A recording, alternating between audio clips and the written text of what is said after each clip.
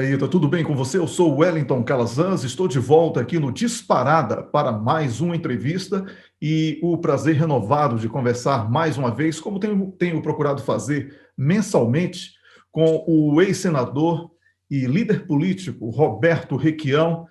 Senador Requião, é sempre um prazer tê-lo aqui no Disparada e espero que o senhor tenha passado uma Páscoa tranquila aí com a família. Sem dúvida. Já fiz a segunda vacina, Coronavac. Já tem 10 dias que fiz a segunda. Portanto, teoricamente, daqui a 4 dias eu teria adquirido a imunização máxima que a vacina oferece. Não é uma imunização total, mas dentro das possibilidades da vacina eu terei atingido os seus efeitos completos. Unindo isso aí Não virei jacaré. Não virou jacaré. Eu, em algum momento, fiquei com uma certa dúvida, assim, mas depois vi, não, realmente é o aspecto normal mesmo do senador, não é um jacaré.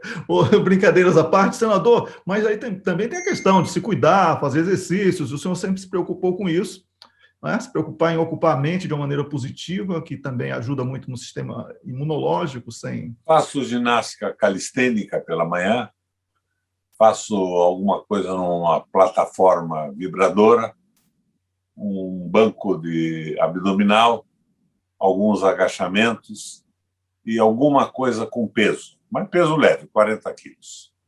40 quilos, peso leve, está esnobando aqui de muito jovem que está assistindo. O que eu faço hoje, com 80 anos, com 40 quilos, eu fazia quando tinha 40 anos, com 100, 110 quilos. Pois é. Então, podemos dizer... Tenho que me conformar com a idade. Podemos dizer, então, parafraseando lá o Bolsonaro, que o senhor tem um histórico de atleta. Senador Requião, por falar em Bolsonaro, nós estamos vendo aí o Brasil com um acúmulo assustador. O senhor já começou falando sobre a vacina. Esse é um tema que, na minha opinião, deveria ser debate no café da manhã, almoço e jantar, para quem tem, né? Porque outra pauta nossa aqui é a volta de muitas pessoas à situação de miséria e fome aí no Brasil, mas mais de 4 mil mortos sendo registrados diariamente.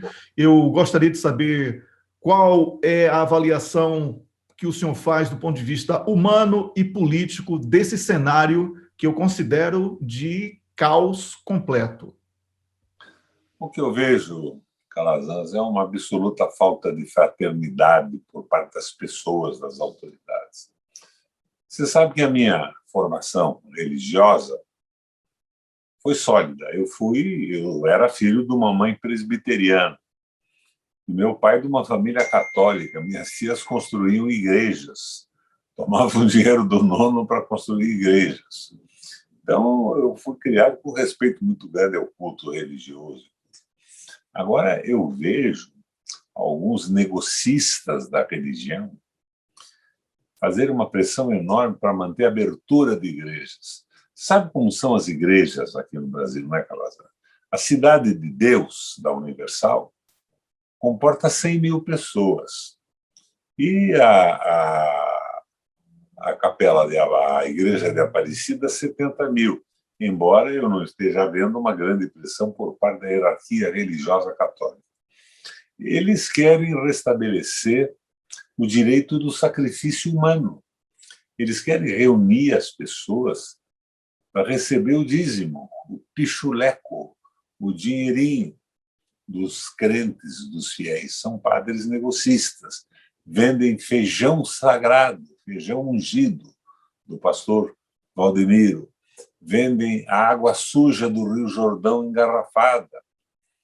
E, desta forma, eles vão iludindo as pessoas, mas eles precisam da igreja aberta porque eles querem o dinheiro vivo. O dinheiro vivo pode ser lavado facilmente. Já o dinheiro que vem através do PIX ou de uma ordem bancária é um dinheiro facilmente contabilizado pela Receita Federal. Então, eles estão reivindicando o direito ao sacrifício humano para manter a sua arrecadação imoral em troca de favores e de curas que eles nunca foram capazes de fazer. Isso não é cristão. Isso não tem nada a ver com Cristo e nada a ver com a fraternidade, com a identidade, com o sofrimento da população. Ontem, o Supremo Tribunal começou a julgar. Você sabe que o Procurador-Geral da República e o advogado da União, que os dois querem ser ministros do Supremo, indicados pelo Bolsonaro, fizeram discursos dignos do Torquemada, do Savonarola, na época mais terrível da Inquisição. Eles perderam completamente o rumo. Eu diria a você que no discurso do Aras caberia facilmente a defesa do Jim Jones, a liberdade religiosa, a liberdade do pastor de botar veneno, cianeto no vinho e matar 1000 pessoas numa reunião. Então, eles perderam o rumo, a decência, uma coisa ridícula, uma coisa deprimente. Isso é o Brasil. Uma discussão no Supremo Tribunal Federal. E não foram só eles. Entraram os Amici Scuri. 7. Um Sim. mais bárbaro do que o outro, um mais primitivo do que o outro. Enquanto isso, Wellington, o Papa Francisco faz missas virtuais para não contaminar a população em Roma. Agora, estou dizendo do Papa Francisco, existem pastores e igrejas exemplares. Tem uma federação cristã aqui que tem 2000 igrejas, fechou todas. E eles dizem, não, a missa tem que ser presente, o cristianismo só existe dentro da igreja, da comunidade. Mas eles têm televisões já no Brasil e compram horários de televisão para fazer as suas pregações. Eles mandam o cara botar um copo d'água na frente da televisão para fazer alguns passes de mágica que eles acham que são sagrados. Então, perderam completamente o caminho, a decência. Agora, aquela discussão no Supremo Tribunal Federal, com o Torquemada e o Savonarola, assim eu via o nosso Procurador-Geral da República e assim eu via o advogado da União, o tal André. Meu Deus do céu, que coisa primitiva, que coisa vergonhosa, que verdadeiro absurdo. Eles querem a morte pelo dinheiro do pichuleco que, comovido, o fiel dá na igreja em espécie, porque a espécie pode ser lavada e as ordens de pagamento podem ser controladas pela Receita Federal. Vergonhoso. Vergonhoso, senador, e não podemos deixar de lembrar que há poucos dias uma isenção de 1 bilhão, 1,4 bilhão de reais foi consumada para as igrejas. Então, é mais um aspecto que tem sido escondido desse debate, é uma gula, né? Já que estamos falando aqui sobre questões de pecado e fé, né? Um dos 7 pecados capitais não é a é para a gula. igreja, não é para a igreja, é para a Mercedes de último modelo, do vigarista que se diz pastor e não tem o cristianismo na sua alma. É para a casa luxuosa, é para o avião a jato, onde ele passeia pelo Brasil e pelo mundo com a família. E me dizem, não diga isso, você vai perder voto. Que se me dá perder voto, eu tenho que fazer a crítica desse absurdo que contamina a população brasileira de credulidade, de inocência. Isso é uma coisa simplesmente terrível. Foi humilhante assistir o Supremo ontem, e hoje continua, né? É, um festival de horrores. Quem tem batido duro neles é o Gilmar Mendes, né? Exatamente. Exatamente. Sem falar, olha, tenho exemplos aqui de sucesso com o endurecimento político de igrejas, né? Eu tenho o caso de Ruanda, muito bem sucedido, né? Exatamente com esse propósito de defender o povo inocente que tinha a sua É o que a fé. igreja tinha que fazer. O dinheiro arrecadado tinha que ser para obras da igreja. De nada vale a fé sem a obra, mas a obra é a obra da casa de luxo do pastor, que é um mercador da fé e não é um pastor de Cristo. Isso é terrível. E tem alguns padres também nesse caminho. Pois é, Alguns, lamentavelmente sim. jamais todos. Sim, não, claro, sim. Não, E então, pastores também, alguns. assim como não são todos os pastores, né? Estamos falando aqui Não, de jeito exatamente. algum, de jeito algum. Olha, eu fui governador do estado, meu secretário da Educação era o pastor da igreja da minha mãe, o Elias Abrão, secretário da Educação, progressista, inteligente, um grande quadro. E outros pastores da igreja presbiteriana também estiveram junto conosco. O pastor da Assembleia Geral, o pastor Pimentel, que era o comandante da Assembleia Geral aqui, era um sujeito absolutamente incrível.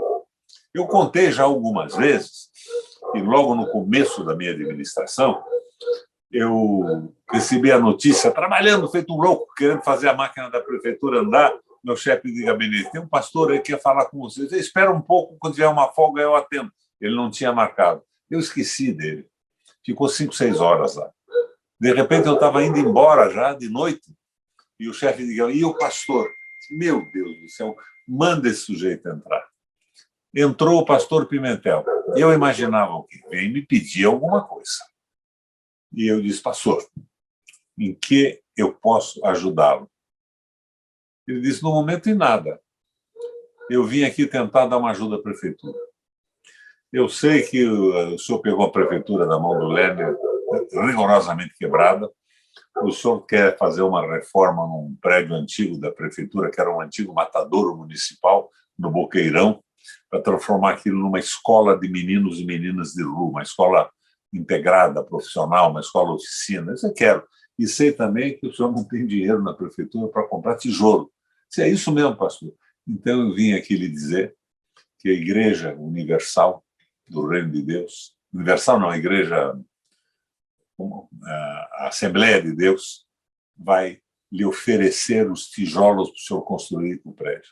Rapaz, eu quase chorei e fiquei profundamente envergonhado pelo fato de eu ter subestimado aquela maravilhosa figura que estava no comando da Assembleia de Deus. Eu criei depois um conselho gestor da escola oficina, uma escola incrível. Era a escola que a gente sonharia em colocar os nossos filhos, mas era uma escola dirigida basicamente para os meninos e meninas de rua. O pessoal dizia, eles não vêm na escola. A escola tinha oficinas de música, oficinas de marcenaria, oficinas de mecânica, tinha padaria, oficina. Era o ensino profissionalizante, o ensino de profissões, mais o ensino formal exigido pela nossa tábua curricular. Você sabe que eu não precisei, eu criei também em Curitiba educadores de rua.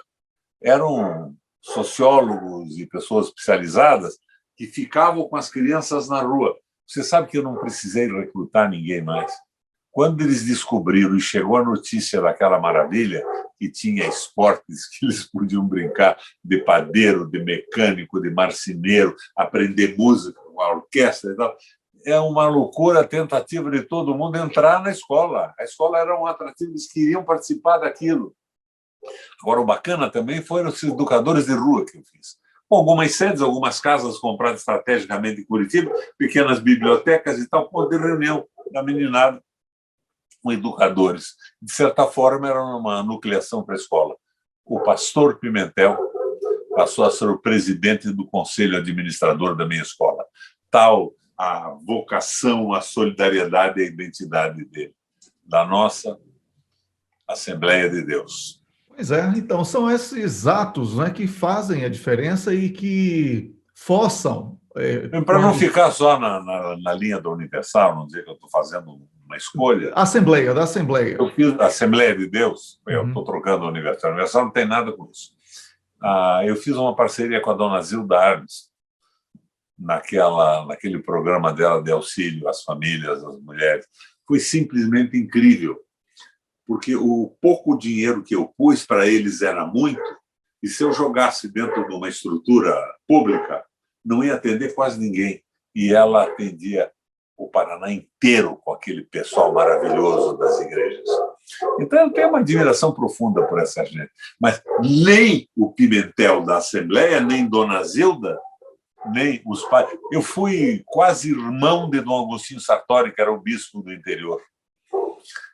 Quando o Dom Agostinho ficou doente, eu era governador, eu levei ele para minha casa para ser atendido no hospital perto da minha casa e ficou morando comigo algum tempo. Gente, rapaz, de uma sensibilidade, de uma identidade social que faziam, se você pensar um pouco, você vai às lágrimas, como eu ia a cada momento, pela dedicação fantástica, cristianismo de verdade. Agora, esses caras vêm pedir o direito de matar, o direito do sacrifício humano, da contaminação pelo Covid e da morte, para pegar um pichuleco para comprar casas e aviões a jato. E lá no Supremo Tribunal, organizações religiosas pedindo essa barbaridade e o Procurador-Geral da República como um Torquemada e o Advogado-Geral da União, o tal do André, como se fosse o Savonarola. Eles esqueceram de uma coisa. Você conhece Florença. Na frente do Palácio Vecchio, ainda tem um lugar onde o Savonarola acabou sendo queimado vivo, como ele fazia com os que não concordavam com as suas posições num determinado momento. Mas nós regredimos a Santa Inquisição? Não é possível. Exatamente isso que está acontecendo, né? Quando há essa mistura. E eu ouvi uma coisa terrível em um daqueles momentos trágicos que o senhor está narrando aí. O Estado é laico, mas o povo não é laico. Isso foi a coisa... Isso é o fim do mundo. Isso é o fim do mundo. Assim, isso é... E você sabe também que aqui no Brasil o cristianismo é sincrético. Os evangélicos recebem o Papa aqui com a mesma multidão e alegria. As igrejas evangélicas são um pouco divididas. Eu lembro que, como governador, eu fiz um festival de música gospel na frente do Palácio Iguaçu. Convidei todo mundo. Os cantores evangélicos de determinadas denominações iam lá e os outros não iam.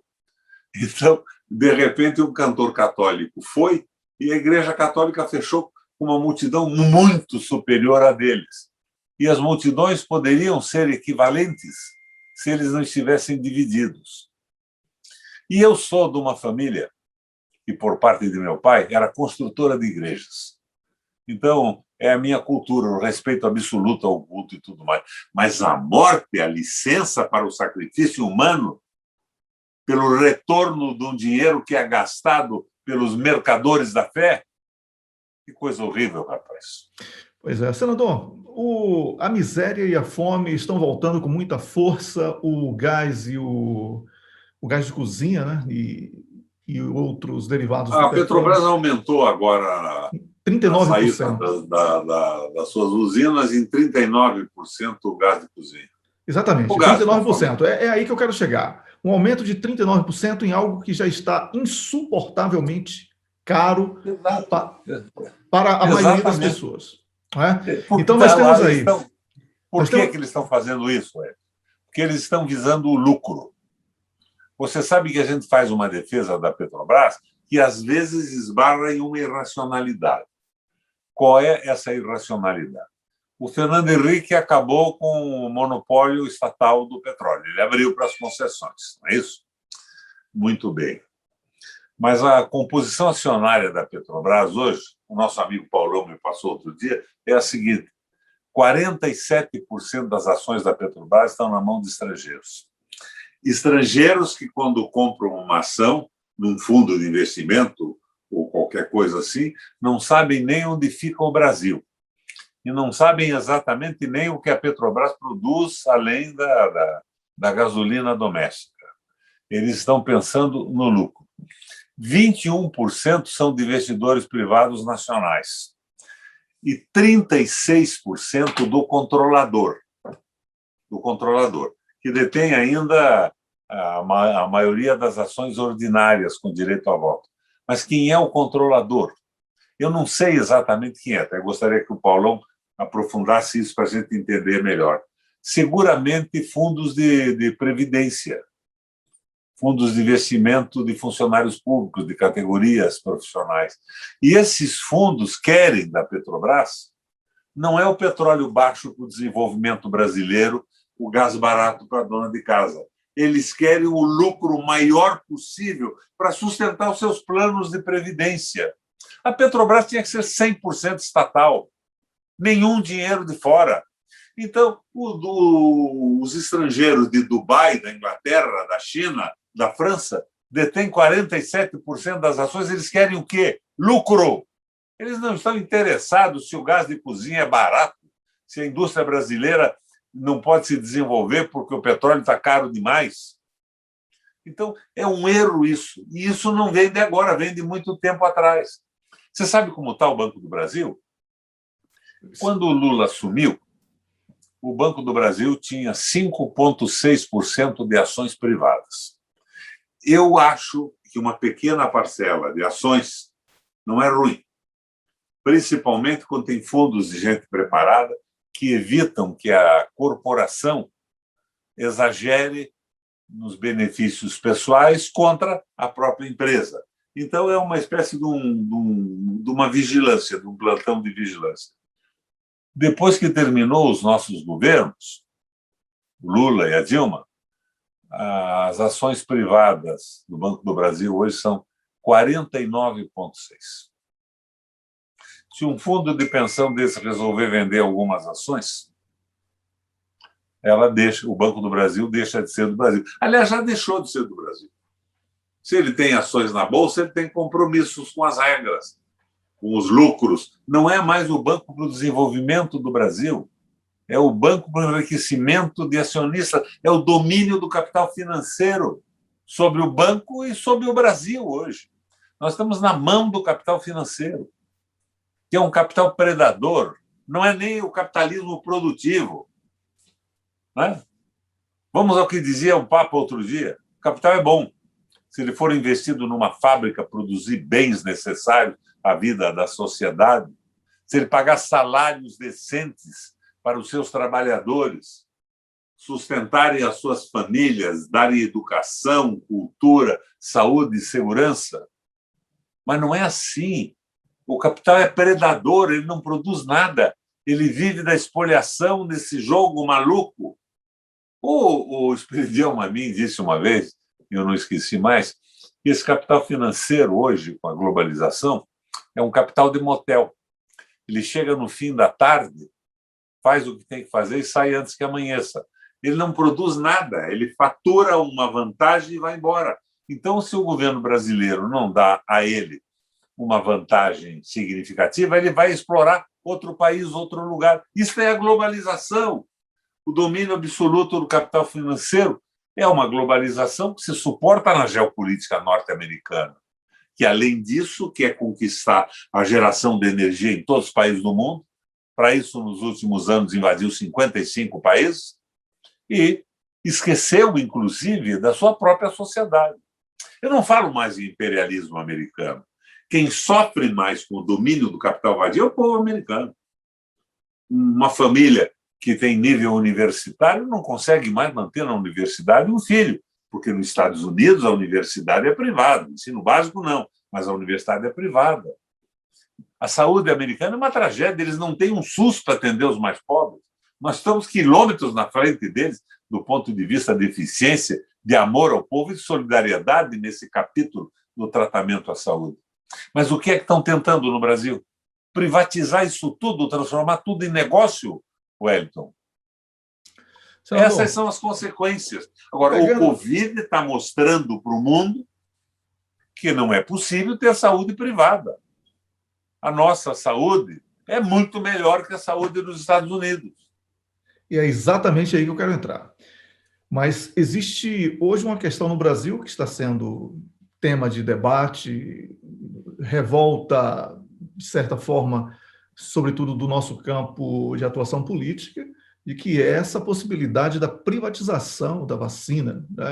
E o que é ruim. Não é ruim. Não é ruim, é uma infâmia. Não, exatamente, é ruim. O empresário vai comprar a vacina e ele vai começar vacinando a família dele, os funcionários mais graduados. E a vacina tinha... Não existe vacina para o poder público comprar, é o que dizem aí os gestores da nossa saúde. Então, se não existe, o empresário comprando vacina, ele vai tirar da sociedade brasileira, que deve vacinar inicialmente os mais velhos, as pessoas que têm comorbidades, os mais facilmente atingíveis pelo vírus, os mais pobres, que têm menos imunidade. Mas não, estão transformando num negócio. E o Brasil recusou a proposta da África do Sul e da Índia de abrir a patente da vacina no meio dessa pandemia. Esse pessoal que estava lá no Supremo Tribunal Federal falando de abrir igreja. Exatamente. É uma contradição, assim, Eu acho que esse absurda. pessoal que vende feijão ungido, água do Rio Jordão e curas que não são verdadeiras, facilmente compra a vacina por um valor e vende pelo dobro na sua própria igreja. Não, eles estão vacinando fora do país, né? Estão viajando nos seus... Eu já vi, os pastores da fé, Sim. Os milagreiros, todos estão indo se vacinar nos Estados Unidos. Exatamente. Família inteira, marido, mulher e tal. Exatamente. Então, é uma coisa absurda, o que não vai resultar em absolutamente nada. Não, veja nada. aí, eu não penso assim, eu não sou um radical. Você está me parecendo um daqueles revolucionários radicais. Se você tiver a oportunidade de dar à sua família uma vacina de uma forma mais rápida e mais fácil, você vai procurar. Cuba está produzindo uma vacina e a consequência da vacina cubana vai ser que Cuba terá que ampliar seus aeroportos, porque o número de pessoas que irá para Cuba tomar vacina é monumental. Então, você tentar livrar sua família de uma doença, tudo me parece razoável. Agora, o Estado abrir, não tendo condição de vacinar o conjunto da população em faixas de risco conhecidas, o pessoal que lida com a saúde, o pessoal mais velho, o pessoal com comorbidades, daí é um absurdo. Não, mas a minha crítica é exatamente, senador. Chamam isso de capitalismo liberal. Não, eles são, é essa a minha Wellington crítica. Calazans, nem mais nem menos do que grandes filhos da puta. Pois é, exatamente isso. Essa é a minha crítica. Porque eles querem o Estado para eles, não é? Eles, na verdade, não defendem essa liberalidade que eles dizem defender, é a liberalidade de ter um Estado para eles, né? Eles querem ter suas empresas como empresas paraestatais, excluindo, ampliando essa discrepância que é absurda, que está crescendo. E o que esse capital que quer privatizar tudo pretende? Pretende transformar em empresas privadas ou empresas mistas os monopólios de serviço público. A água que não tem concorrência, o petróleo que não tem concorrência, a eletricidade. Você imagina a privatização da Eletrobras? Daqui a pouco um fundo chinês, um fundo árabe, francês e tal, fundo de pensão querendo ganhar dinheiro para, lógica e corretamente, privilegiar os seus aposentados, está dominando a eletricidade no Brasil. Não é possível que entre na cabeça de alguém, e tem alguns imbecis que dizem a empresa mista, de economia mista, está na mão do Estado. Não, não está na mão do Estado. Ela, quando entra na Bolsa de Nova York, por exemplo, ela segue as regras da Bolsa. Ela não pode mais administrar em favor da população brasileira. Ela vai administrar em favor dos acionistas, que nem moram no Brasil e nem sabem onde fica o Brasil, em alguns casos. Exatamente. Senador, para encerrarmos a nossa conversa, eu gostaria que o senhor falasse da sua perspectiva de projeto ideal para o Brasil que nós pretendemos. Nós pretendemos um Brasil dos brasileiros, sem xenofobia, obviamente. Quando eu falo Brasil dos brasileiros, é um Estado social forte, a soberania do país sendo respeitada. O pessoal que nos escuta aqui, que não tem esse teu nível de entendimento linguístico, xenofobia é algum shampoo, desodorante? Xenofobia é horror ao estrangeiro. Exatamente. Então, tudo bem. O senhor, como ótimo comunicador que é, eu agradeço essa advertência ao meu vocabulário. Então, esse não é pânico aqui ao estrangeiro, não é. Nenhum país é uma ilha. Nenhum país é uma ilha. Não, o mundo, de certa forma, vive numa interação. Agora, o que eu imagino para o Brasil É um projeto que não seja temerário. Não seja temerário pela covardia. Numa batalha, numa guerra, quando você faz um acordo de paz com o adversário, porque não quer lutar, você garante a paz interna. É que outro dia eu vi o Atushi propondo para aquele jornalista, o Pepe Escobar, não, mas não seria melhor conseguir a estabilidade mesmo que com a dependência? Não, porque daí você tem a paz, para conseguir a paz, a estabilidade seria a paz numa guerra. Essa paz sempre será a paz do adversário. A nossa paz tem que ser a paz da nossa gente, a paz do brasileiro, em favor ao nosso povo. Então, a paz feita num acordo em que a guerra cessa diante de um adversário que nós não queremos combater, é uma paz conforme os interesses dele. Isso não pode acontecer. Nós temos que ter um projeto que não seja temerário a ponto e extremo a ponto de propor a Frente Ampla, que é uma paz negociada contra o interesse do brasileiro, mas que não seja extremo a ponto de propor o que não se sustenta numa eleição, e se ganharmos a eleição, muito difícil ser implantado na sequência. Vamos para Aristóteles. O ato eficiente, o ato meio, o ato que assegura posições. Se nós temos que tomar uma colina a serviço das nossas tropas, uma colina estratégica, nós temos que tomar a colina e mantê-la. Não adianta querer avançar além dela, porque seremos derrotados. E, fundamentalmente, não adianta ceder num acordo de frente ampla, porque será realmente uma derrota do nosso povo, das nossas teses, dos nossos ideais. Então, ato meio, ato eficiência.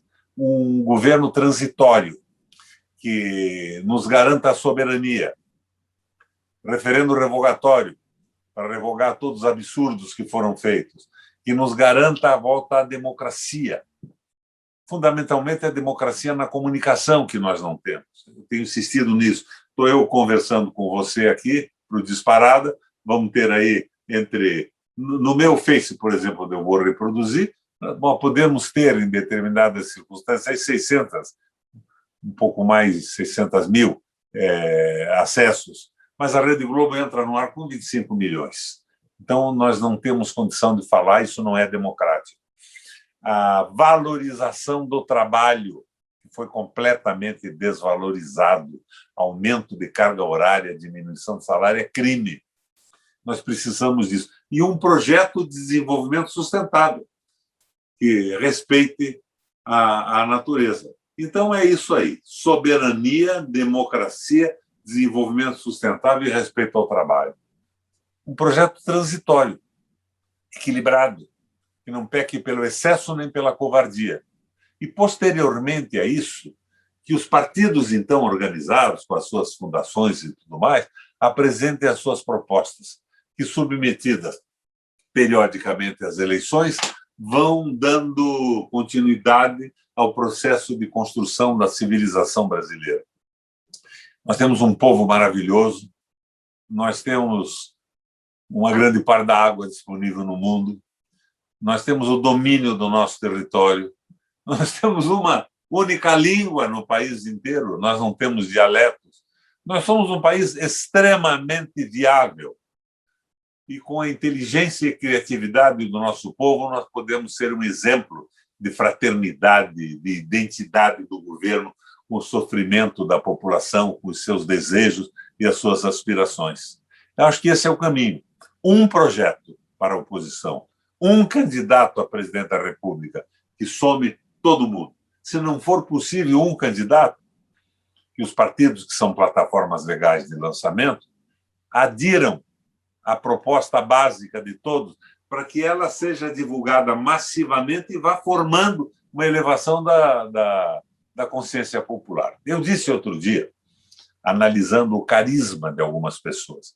O que é o carisma, Wellington? O carisma é a possibilidade que um cidadão tem de ser apreciado e identificado por um grande número de pessoas. Agora, o carisma que leva a uma liderança política vai ter a dimensão da consciência política do povo. Um povo desinformado vai se mobilizar com uma pessoa que representa, de certa forma, aquilo que ele precisa ou acha que precisa naquele momento. Se ele não tem uma consciência mais politizada, ele pede petróleo mais barato, mas não atina para o fato de que só pode ser possível com uma Petrobras nacionalizada. Ele quer água mais barata, mas não diz nada contra a privatização e as suas empresas públicas na mão de acionistas que não sabem nem onde fica o Brasil, porque moram fora e investem através de fundos de investimento. Então, hoje, o carisma precisava sofrer este choque de informação que viabilizaria a evolução. Daí nós teremos políticos carismáticos, não em função apenas da sua facilidade de comunicação, mas políticos carismáticos em função do fato do povo estar entendendo as suas propostas de uma maneira mais significativa e inteligente. Essa é a minha esperança nesse jogo todo e por isso eu faço política. Muito bem, muito obrigado, senador Roberto Requião, ex-senador, já que estamos falando do ponto de vista jornalístico, ex-senador, mas na prática aqui no Disparado eu continuo chamando de senador Roberto Requião por essa conversa maravilhosa. Espero que a cada mês possamos estar aqui renovando essa exposição de possibilidades, porque apontar caminhos é sempre interessante. O senhor tocou aí, né, na sua fala final em algo essencial, que é a formação das consciências.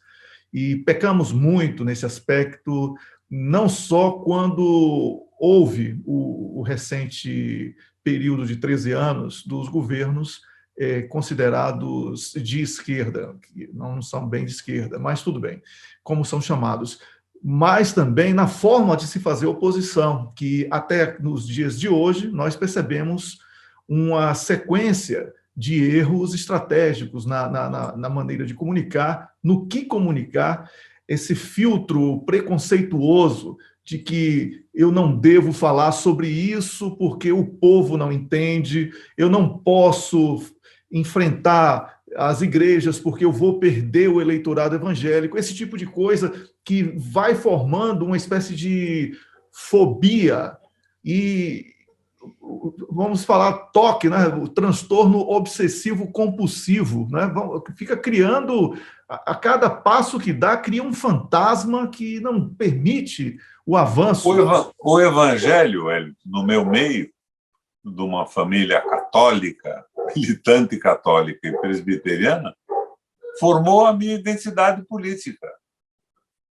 É por aí. Agora, quando você vê o tal do André, advogado, é ex-ministro da Justiça e atualmente é advogado-geral da União, dizer que o católico prefere morrer do que não poder ir numa igreja onde será contaminado, que espécie de cabeça esse sujeito tem?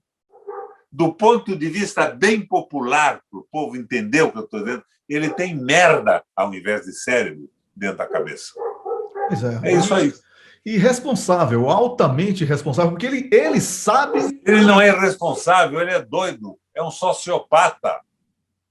Ele não tem sensibilidade alguma, é um sociopata. E procurando ser ministro do Supremo Tribunal Federal. Já não nos basta o Cássio Conká, que, na minha opinião, é o mais frágil ministro do ponto de vista intelectual, de identidade, de fraternidade, da história do Supremo. Aí diz, não diga isso, Requião. De repente, esse processo cai lá na mão dele.